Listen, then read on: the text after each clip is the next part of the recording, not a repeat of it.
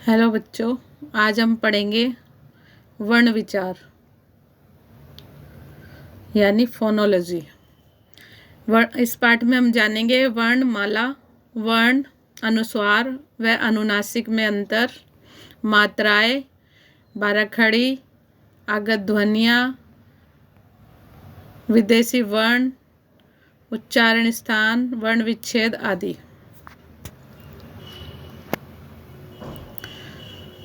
पाठ की तरफ। आपके एक सहपाठी ले को ऐसे लिखता है, ठीक है। कैसे लिखता है? ला को लिखता है गलत तरीके से ये, और दूसरा लिखता है घा को गलत तरीके से, सा को सा की तरह बोलता है। सोचकर बताइए कि अध्यापक जी उन्हें ऐसा करने से क्यों मना करते हैं। यह भी बताइए कि अगर वर्णों में को कोई अपने मनमाने ढंग से अगर बोलने तथा तो बोलने लगे तो ऐसा करने में सही होगा या गलत। वर्णों की बनावट में आप बताइए कौन सी सही है, कौन सी गलत है। ये वाला सही है, जा सही है और गा सही है, बाकी सब गलत है। चित्रों के दिए गए चित्रों के लिए कौन कौन से वर्णों को जोड़ेंगे। इसमें वर्ण जोड़ना बता रहे हैं। म धन ओ, धन रा, धन आ, क्योंकि व्यंजनों का प्रयोग स्वर के बिना, जो स्वर होते हैं ए आ ई, उनके बिना अधूरा है। इसलिए माँ के साथ हम ओ, ये माँ ओ की मात्रा और रा के साथ आ जुड़ा हुआ है, तभी ये पूरा व्यंजन बनेगा, नहीं आधा है। ये हो गया मोर। सा धन उ, धन बा, धन आ, धन हा, धन आ, बना सुबह, ठीक है। चित्रों को इन छोटे छोटे ध्वनि चिन्हों के सहारे बनाया जाता है, ठीक है। चित्रों को इन छोटी छोटी ध्वनि चिन्हों के द्वारा बनाया जाता है। छोटी छोटी ईंटों से घर बनता है, छोटी छोटी ईंटों से घर बनता है।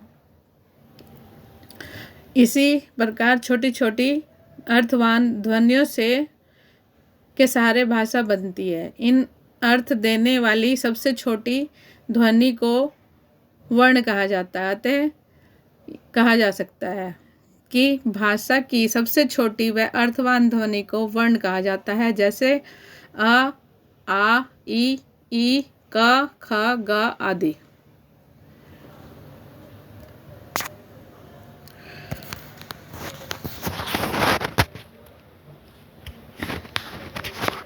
संकेत चिन्ह। अर्थवान शब्द एवं बच्चों के साथ वार्तालाप करें और अर्थवान यानी सार्थक शब्दों का प्रयोग बच्चों को सिखाएं, वर्णों का, और उनकी ध्वनियों में भी अंतर बताएं।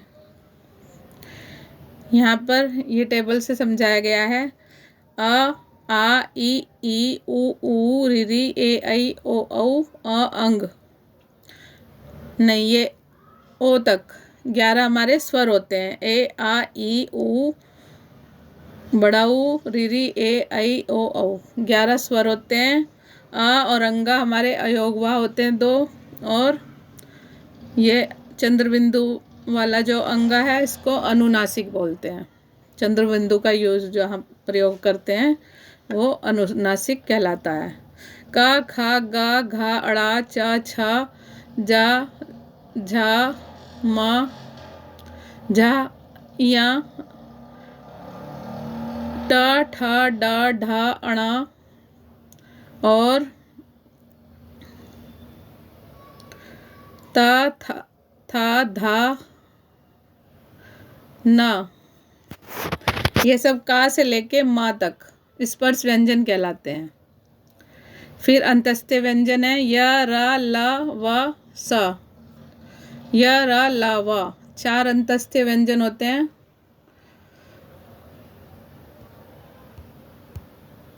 चार होते हैं हमारे अंतस्थ व्यंजन, और 4 ही होते हैं हमारे उष्म व्यंजन।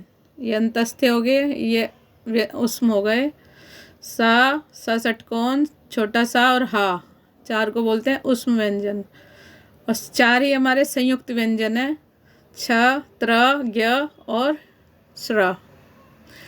3 हमारी आगत ध्वनियाँ हैं, आ, रा और फा।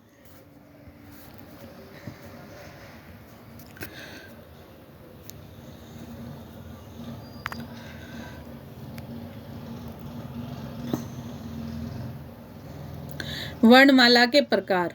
वर्णमाला में आए वर्णों को 2 भागों में बांट सकते हैं। स्वर वे वर्ण जिनके उच्चारण में किसी अन्य वर्ण की सहायता नहीं ली जाती है, उन्हें स्वर कहते हैं और ये स्वतंत्र ध्वनि माने जाते हैं और व्यंजनों के उच्चारण में मदद करते हैं। इनके उच्चारण में हवा मुंह से बिना किसी रुकावट के बाहर आती है। हमारी हिंदी वर्णमाला में 11 स्वर हैं। ए, आ, ई, उ, री, ए, ऐ, ओ, औ। ठीक है। इनके साथ 2 अयोगवा हैं, अह और अंगा भी। अंग और आहा भी अयोगवा हैं। स्वर 3 प्रकार के होते हैं, ह्रस्व स्वर, दीर्घ स्वर, प्लुत स्वर। ह्रस्व स्वर ए, ई, उ और री 4 होते हैं। दीर्घ स्वर 7 होते हैं, आ, ई, उ, ए, ऐ, ओ, औ। प्लुत स्वर अब चलन में नहीं है। ठीक है बच्चों।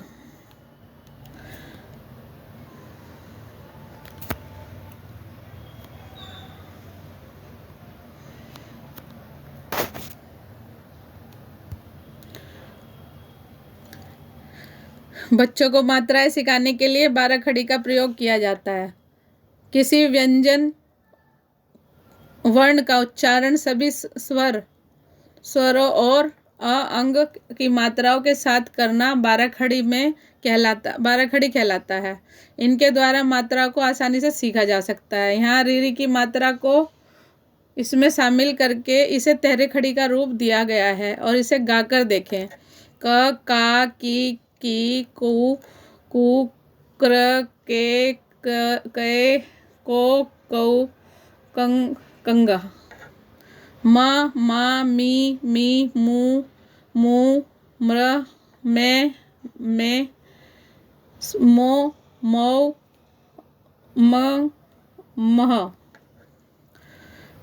व्यंजन वे वर्ण हैं जिनका स्वरों की सहायता से प्रयोग होता है, उच्चारण स्वरों की सहायता से होता है, उन्हें व्यंजन कहते हैं।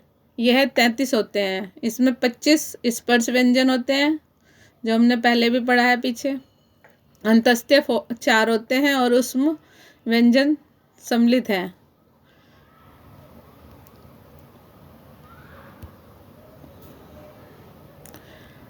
इनके अतिरिक्त 2 अन्य भी होते हैं, डा और ढा भी होते हैं। व्यंजन 3 प्रकार के होते हैं, स्पर्श व्यंजन, अंतस्थे व्यंजन, उष्म व्यंजन और उत्क्षिप्त व्यंजन। स्पर्श व्यंजन होते हैं का से मा तक और अंतस्थे य, र, ल, व। और उष्म व्यंजन होते हैं सा, श षटकोण, स सलेट और हा। और उत्क्षिप्त वर्ण होते हैं डा और ढा। ये रहा ढा और ये डा। ठीक है बच्चों।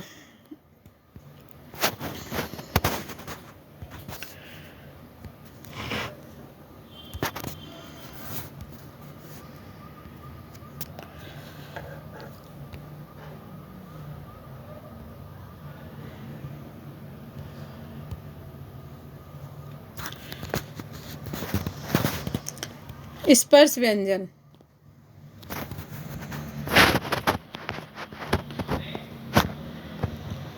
स्पर्श व्यंजन का अर्थ है छूना। छूना होता है, स्पर्श का अर्थ होता है छूना। का से लेकर माँ तक सभी जीभ के व मुख के अलग अलग हिस्सों को छूकर निकलते हैं। इस कारण इन सभी 25 व्यंजनों को हम 5 वर्गों में बांट सकते हैं। जैसे का वर्ग,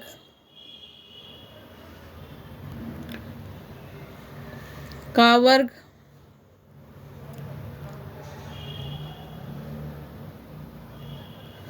का वर्ग, का खा गा घा अड़ा, चा वर्ग, चा छा जा झा इया, टा वर्ग, टा ठा डा ढा अणा, ता वर्ग, ता धा द धा धा ना, ता था दा धा ना, पा वर्ग, पा फा बा भा मा। इन वर्गों को याद करने के लिए सूत्र है कचट तप, यानी कि ये जो दिया गया है क च ट प त प तप, कचट तप। शॉर्ट में इस तरह इनको याद कर सकते हैं। अंतस्थ व्यंजन, अंतस्थ व्यंजन का अर्थ है मध्य या बीच में स्थित होना, का अर्थ मध्य या बीच में स्थित होना, या स्वर और व्यंजनों के बीच जैसा ही होता है और इनके उच्चारण में जीभ मुंह को छूती है। इस कारण इन्हें अंतस्थ व्यंजन कहा जाता है। लगभग स्वरों के कारण स्वरों की तरह ही इनका उच्चारण, इन्हें अर्ध स्वर के नाम से भी जाना जाता है।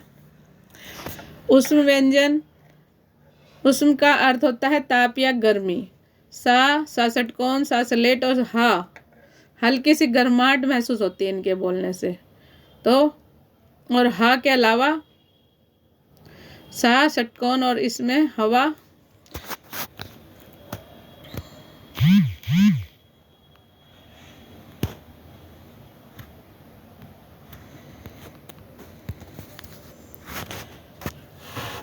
वर्णों को बोलते समय जीभ या वायु की मुख के मार्गों से निकलती है। आइए स्वर व व्यंजनों का उच्चारण स्थान को हम जानें। स्वरों का उच्चारण स्थान है ए आ कंठ से बोला जाएगा, ई तालु से, और उ ओष्ठ से, री मूर्धा से, और ए आई को तालु से।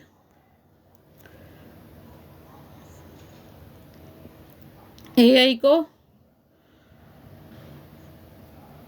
ओ औ कंठ और ओष्ठ से, अंगा को नासिका से और आहा को कंठ से। है ना सरल?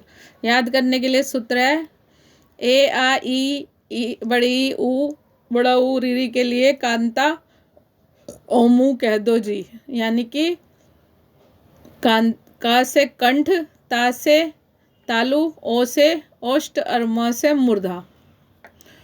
ऐसे ही ए आई ओ औ अंगा और आहा को भी इस सूत्र के द्वारा कहेंगे कांता कता को ना के कह। कंता से कंठ और तालु से इनको बोला जाता है कौ हो गया, कंठ और तालु से कंता। ए को बोला जाता है ए और ऐ को, और ओ और औ को बोला जाता है कंठ और ओष्ठ से। ठीक है।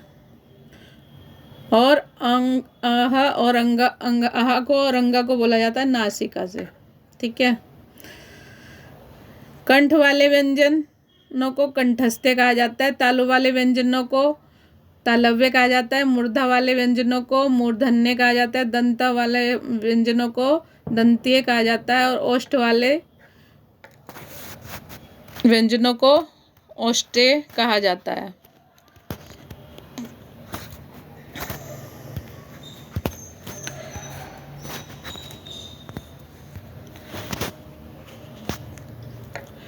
स्वर के बारे में जानते हैं। स्वर कितने प्रकार के होते हैं हमारे?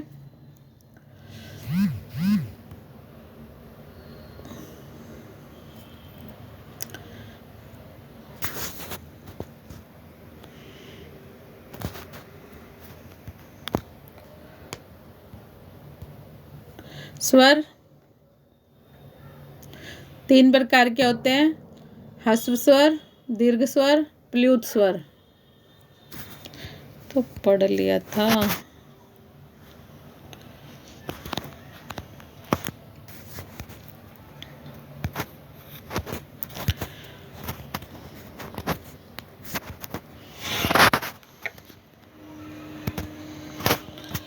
ह्रस्व स्वर जिन स्वरों का उच्चारण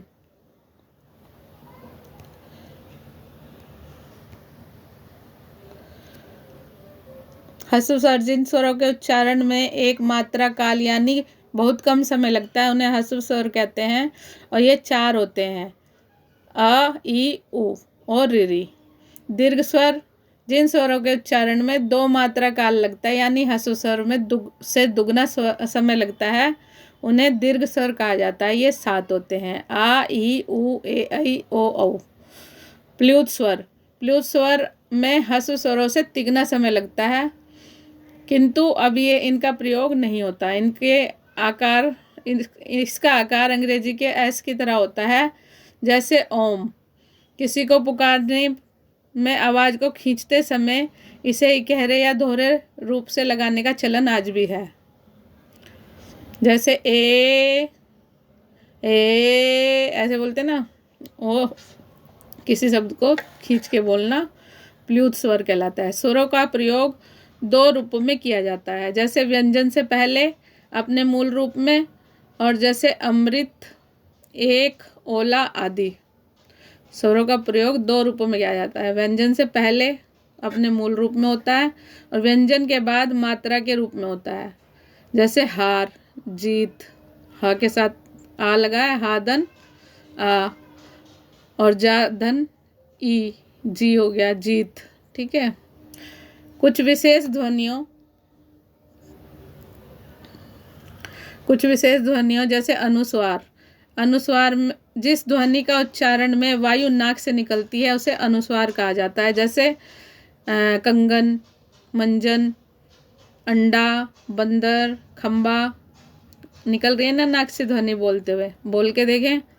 व्यवहारिक पहचान, बिंदी यानी अनुस्वार की ध्वनि सीखने के लिए केवल 3 वर्ण याद रखने हैं, न, म और अ। अंगा शब्द में यही वर्ण जिस वर्ण के बाद बोले जाएं उसके ऊपर बिंदी लगा देनी चाहिए। शब्द में यदि वर्ण जिस वर्ण के बाद बोले जाएं उसके ऊपर बिंदी लगा देनी चाहिए, जैसे ही, न, दी। ही के बाद ना की आवाज आ रही है, बिंदी लगी हा पे। ग, ख, म, बा, खम्बा। माँ की आवाज आ रही है, बीच में बिंदी लगी खा के बाद।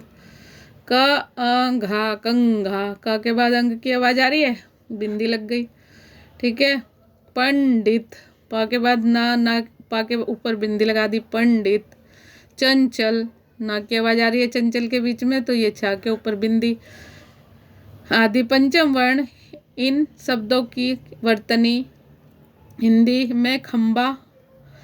खंबा, कंघा। पंडित, कंघा में अड़े लगेगा ये बिंदी की जगह, क्योंकि ये पंचम वर्ग की वो होती है, पंचम वर्ण लगाने की पद्धति होती है। पंडित में भी ना नहीं लगेगा, ये वाला अणा आएगा। चंचल में ये यहाँ आएगा। तो ये जो पंचम वर्ण का यूज़ होता है इसको बोलते हैं पंचम वर्ण के साथ इन शब्दों की वर्तनी भी बदल जाती है। अनुनासिक कहते हैं जिस ध्वनि का उच्चारण में वायु नाक और मुंह दोनों से बाहर निकलती है उनको अनुनासिक कहते हैं, जैसे अंगीठी, आँच, महंगाई, कविताएं आदि।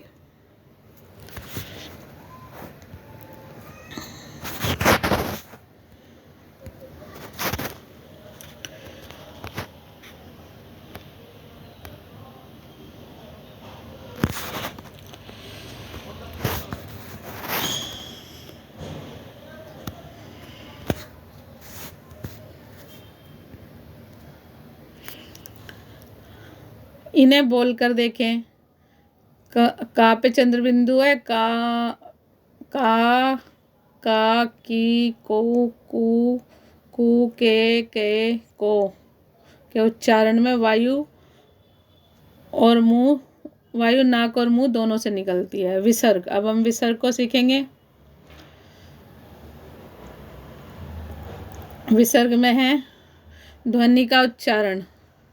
इस ध्वनि का उच्चारण हा के समान होता है। संस्कृत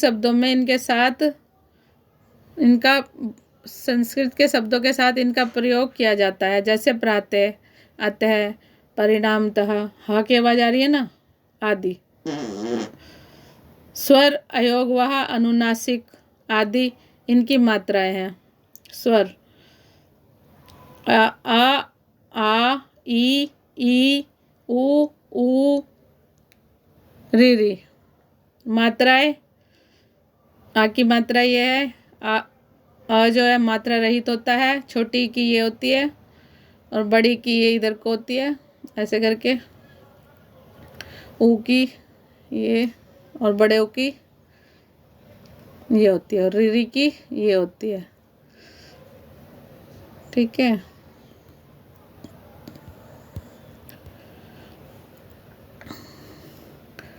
स्वर ए, आई, ओ, औ, अंग, आ अनुनासिक है ये, और आहा विसर्ग। ठीक है, ये मात्रा है इनकी। ए की ये वाली है, आई की ये डबल है, ठीक है, और ओ की सिंगल है, औ की डंडे के साथ डबल है, ठीक है, और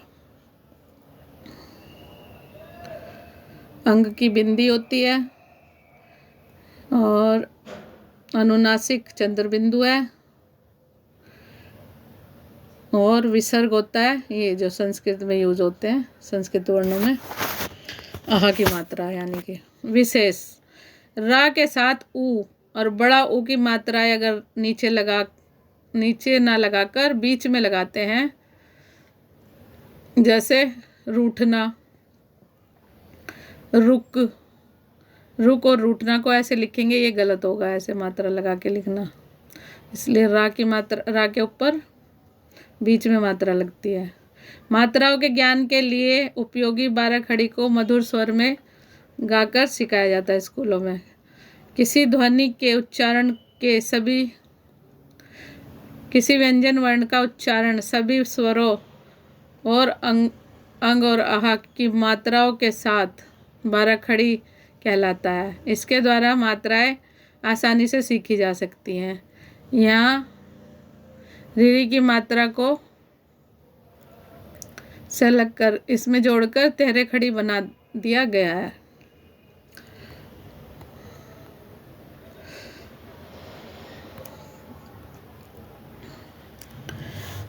मात्राओं के ज्ञान के लिए 12 खड़ी को मधुर लय में गाया जाता है। किसी व्यंजन वर्ण का उच्चारण सभी स्वरों अ, अंग आदि मात्राओं के साथ 12 खड़ी कहलाता है।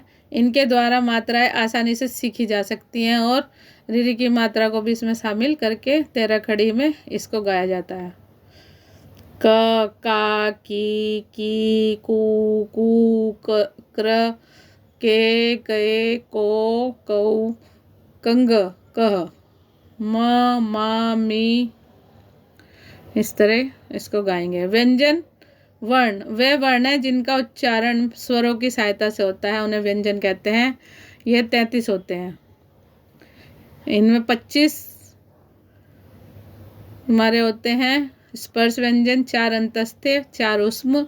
इसके अतिरिक्त इसमें 2 अन्य वर्ण ड और ढा भी होते हैं। व्यंजन 3 प्रकार के होते हैं: स्पर्श व्यंजन, अंतस्थे व्यंजन, ऊष्म व्यंजन और उत्क्षिप्त व्यंजन।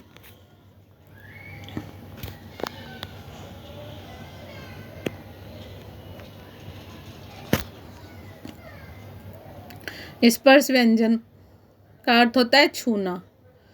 का से लेकर माँ तक उच्चारण में जीभ व मुख दोनों के अलग अलग हिस्सों को छूकर निकलती है, इस कारण इनको स्पर्श व्यंजन कहा जाता है।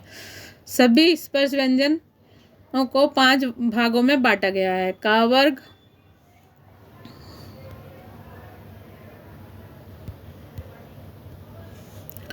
का वर्ग,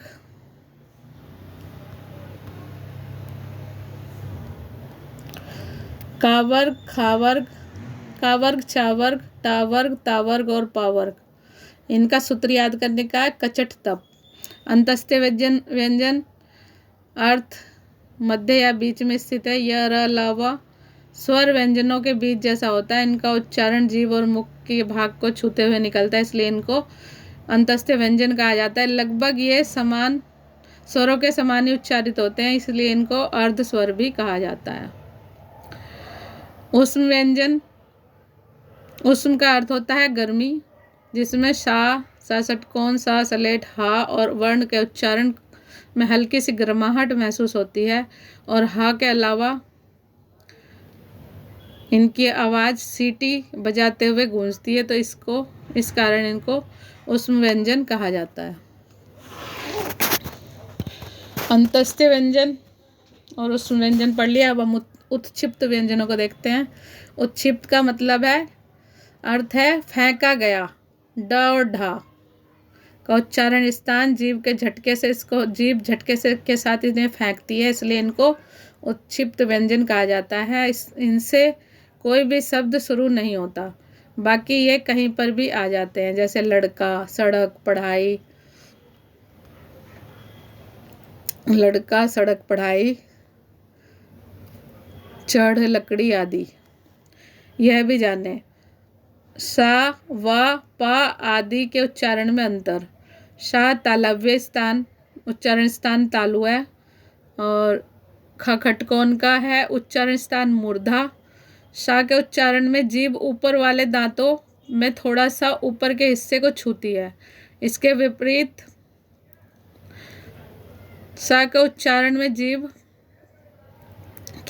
में जीभ सा के उच्चारण वाले स्थान में बस थोड़ा सा ऊपर मूर्धा यानी मुंह के छत को स्पर्श करती है। तो जैसे सा शेर, शोर, सलगम, शरीफ आदि। और सा षटकोण में ऐसे बोलेंगे भाषा, विशेषण, आषाढ़ आदि। थोड़ा सा इसमें फर्क है, ठीक है। संयुक्त व्यंजनों को संयुक्त अक्षर भी कहते हैं, जैसे एक से अधिक वर्णों के मेल के कारण संयुक्त व्यंजन कहलाते हैं। हिंदी वर्णमाला में छ, त्र, ज्ञ और श्रय को संयुक्त व्यंजन कहा जाता है। जैसे इसका उदाहरण है क्षमा, रक्षा, त्रिशूल आदि।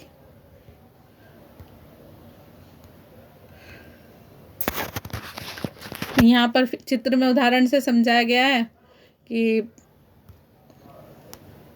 व्यंजनों के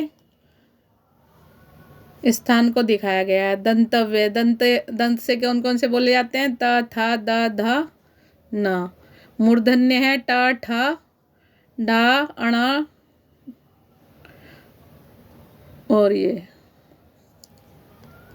र और ध। र भी देखते हैं, र और सा षटकोण, और दंतव्य में सा भी जोड़ दिया गया है। ये रहा छोटा सा दंतव्य है, और सा खा खटकोण बोलते हैं, सा षटकोण इसको। ये होता है मूर्धन्य, ठीक है। पा, फा, वा, भा, मा बोल के देखो होठों को छूते हुए जाते हैं, इसलिए इनको ओष्ठस्य कहा जाता है। और ये कंठस्थ होते हैं, कंठीय होते हैं, मतलब क, ख, ग, घ, अण, ह। हा भी कंठीय होता है। और ये तालव्य होते हैं, च, छ, ज, झ, इया और बड़ा सा, है ना। सरल याद करने का सूत्र है कचट तप। और इसका का वाले वर्ग को कंठ से बोलेंगे, चा वाले को तालु से, और टा वाले को मूर्धा से, और ता वाले को दांत से, दंतीय बोलेंगे इसको, और पा वर्ग को बोलेंगे हम होठों से, यानी ओष्ठीय बोलते हैं इनको। इस सूत्र के अनुसार का वर्ग कंठ से, चा वर्ग तालु से, और टा वर्ग मूर्धा से, और ता वर्ग दांतों से, और पा वर्ग ओष्ठ से बोला जाता है। वर्ण विच्छेद या वर्ण संयोग, वर्णों को अलग अलग करके लिखना वर्ण विच्छेद कहलाता है। जैसे कक्षा यहाँ पे लिखा गया है, हर व्यंजन के साथ स्वर का होना अति आवश्यक है, वरना वो व्यंजन आधा होता है, ठीक है। ये नीचे तिरछी रेखा से पता लगता है वर्ण जो है हमारा, व्यंजन जो है आधा है।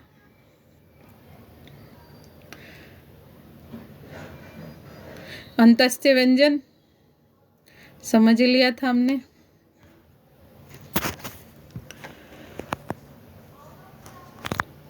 ये वर्ण विच्छेद है।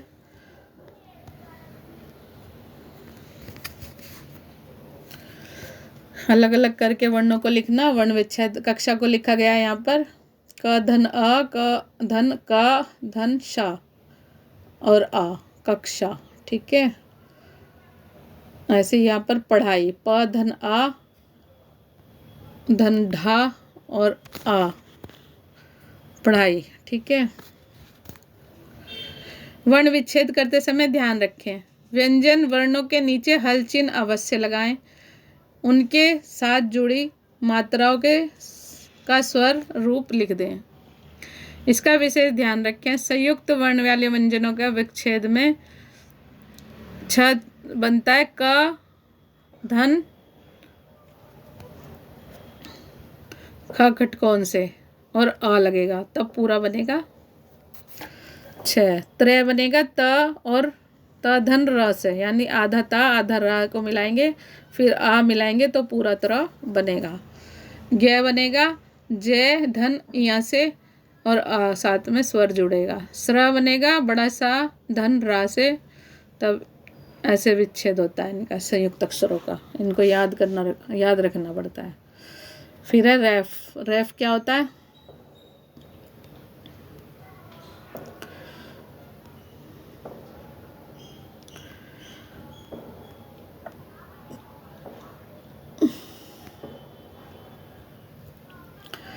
हाँ जी, रेफ होता है, रेफ सर्ववन के रूप में होता है। इसे रेफ भी कहते हैं। शीर्ष पर जो रा लगता है उसको कहते हैं रेफ। उसी के बाद आधे रूप में यानी हल चिन्ह के साथ लिखा जाता है, जैसे पर्व प आधा प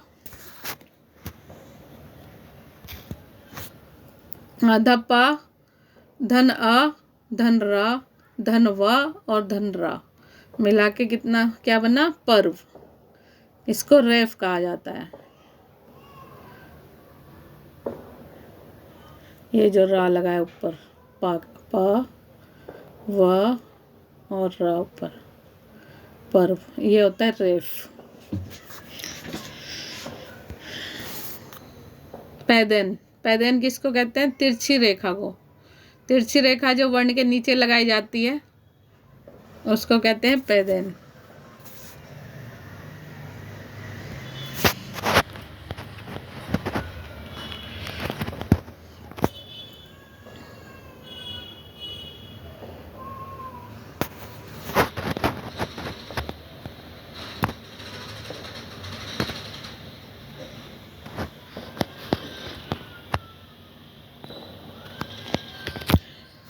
अनुस्वार।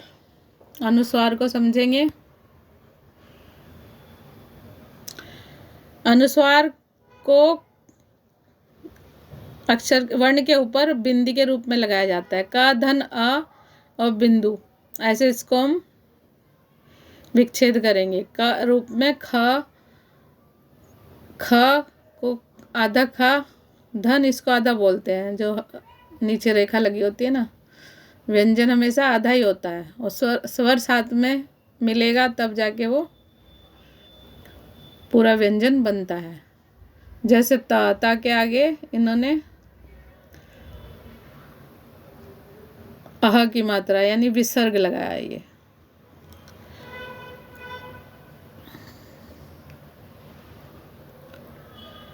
अब हम इसको समझेंगे। ये सारे लिख के विच्छेद करके दिखाए गए हैं अक्षर। बाजा। क्षण। क्षण को कैसे विच्छेद किया है? का धन शा आ और अणा और अ। विज्ञान। पर्वत। कंघा। लंबा। नहीं। सितार। चित्र। श्रमिक। ड्रम। पाँव। प्राय। क्रम आदि। यह भी जाने, हमने अनुस्वार को अलग करके और अनुनासिक को स्वर के साथ मिलाकर लिखने के लिए इसलिए कहा क्योंकि अनुस्वार यानी बिंदी में व्यंजन ध्वनि का गुण होता है। समझ गए? और ये पांचों पंचम वर्णों के स्थान पर इनका उच्चारण होता है। न, म और अड़ा और अह, अंगा आदि ध्वनियों का आभास होता है, जबकि अनुनासिक स्वरों का गुण और ये ध्वनि स्वरों के साथ मिलकर होती है। अनुस्वार की व्यंजनों के साथ मिलकर होती है और अनुनासिक की स्वरों के साथ। जैसे अंग, ये अंग के ऊपर चंद्र बिंदु है, आ, ई और ई के ऊपर बिंदी है, उसको ऊ, ये इसका यानी इतना समझना है हमको, अनुनासिक का प्रयोग जो होता है वो चंद्र बिंदु के रूप में होता है। ठीक है प्यारे बच्चों।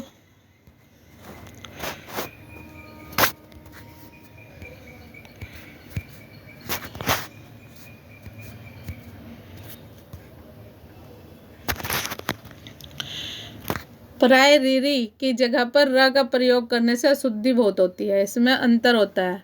वृक्ष, व के नीचे र, ये वाला र लगेगा, और धन र यानी रीरी की मात्रा यही है। क और धन शा, धन अ शुद्ध रूप है। जबकि वृक्ष ऐसे लिखेंगे, ये वाला र लिखेंगे तो ये अशुद्ध रूप कहलाएगा। ठीक है।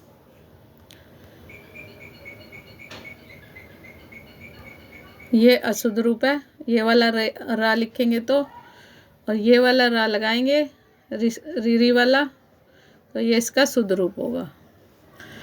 संयोग करके शब्द बनाएं, जैसे पृथ्वी, ठीक है, आम, गोल, कोयल, ठीक है, तोता।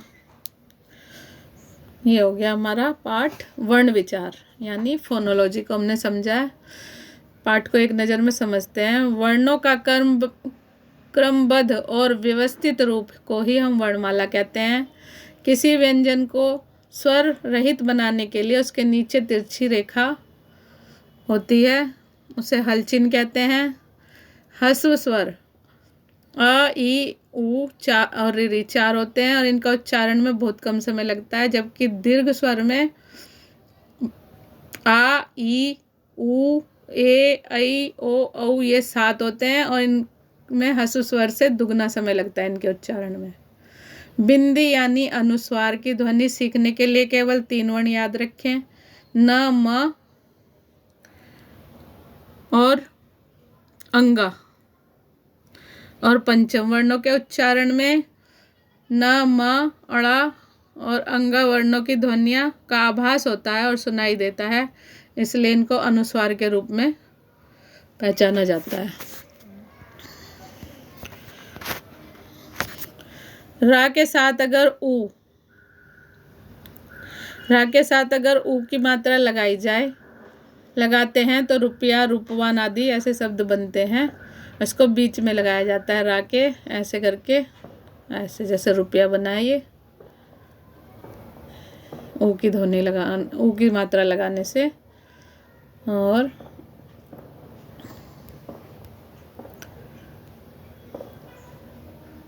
रूपवान में भी रूपवान,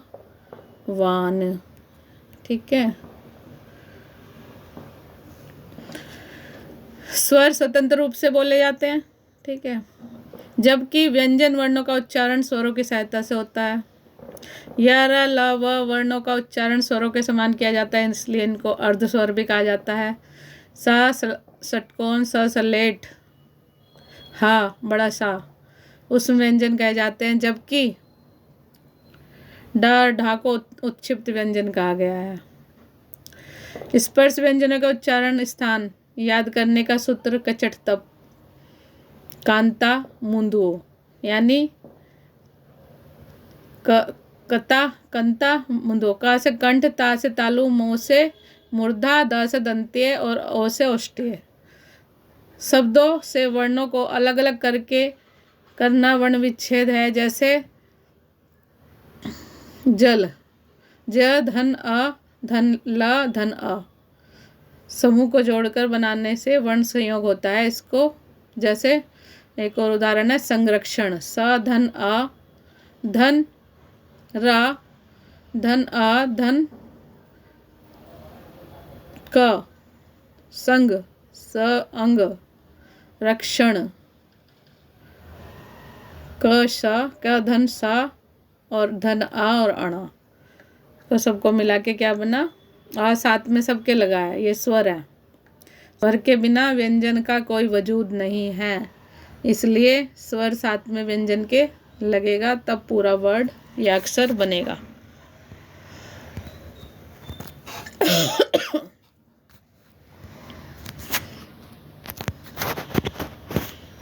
धन्यवाद बच्चों।